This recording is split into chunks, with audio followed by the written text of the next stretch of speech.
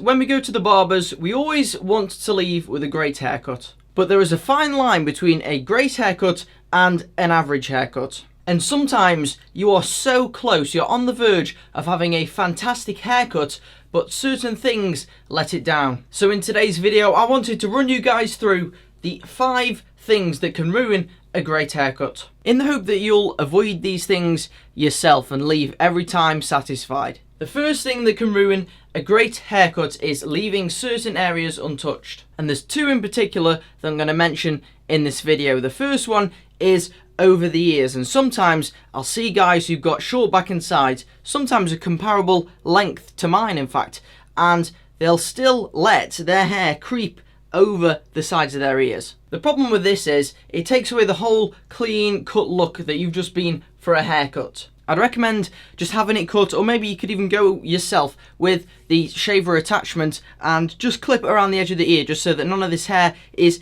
pushing over your ear if you've got that sort of a haircut. And the second one is the hair on the back of your neck, just below your head. And I see this one all the time.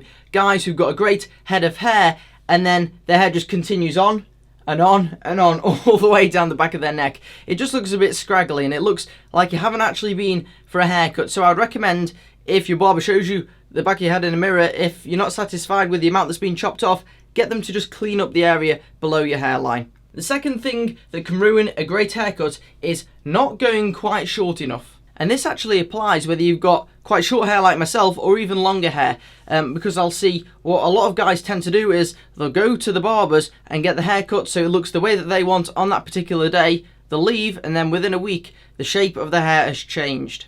The whole look that they've gone for is now gone. So what I'd recommend is just going a fraction shorter than your ideal hairstyle, and that'll mean you just get a little bit more length and time out of your haircut. It'll retain the general shape that you're looking for a longer period of time. The third thing that can ruin a great haircut is to do with parting lines. And having a shaven in parting line can be useful. If I do a really thin line down here, it just makes it way easier for me to find where my parting is, because otherwise my hair just crosses over and it looks a mess. But unfortunately, some guys take this a step too far, and you basically get the situation where your hair ends up looking like Moses parting the Red Sea. And I'll see these guys who've had it cut probably with a cutthroat razor and almost a centimetre, of space. It just looks ridiculous. If you're going to shave in your parting line, I'd recommend just going for something really nice and thin, just so it's useful. I wouldn't go too big and bold with this, because otherwise it kind of looks like you got fake hair. It just looks weird, the fact that you can see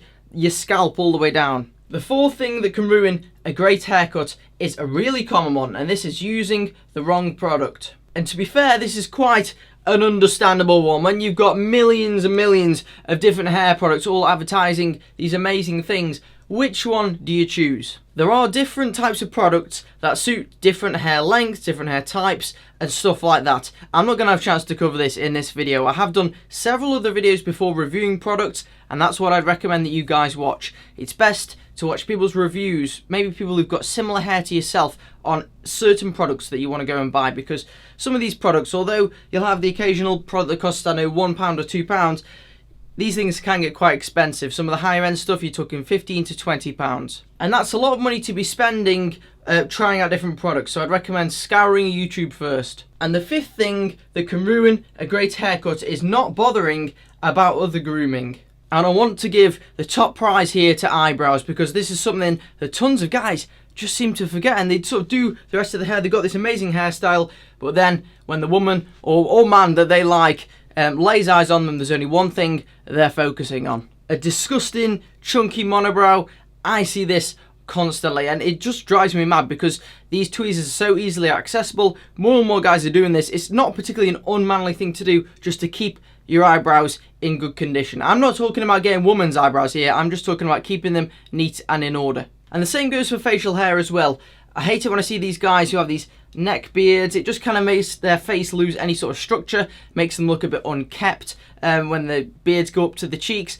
Just keep it clean, fellas. And if you've got a really horrible patchy beard that isn't full, like mine is, just shave it off like I've done. Because if you've got a great haircut, you want to direct all attention to that great haircut and not distract it with disgusting grooming. And today's question of the day is actually going to help out some of the guys who maybe haven't chosen their favourite product yet. I want to know, for you guys who've got a favourite product, what is it? Leave it in the comments section below. If you enjoyed this video, make sure you leave it a like to let me know, and also if you subscribe to the channel, you get tons of videos just like this one to do with grooming, men's style, well-being, everything that you need to know to feel like a more attractive guy. And I'll see you on the next video, chaps.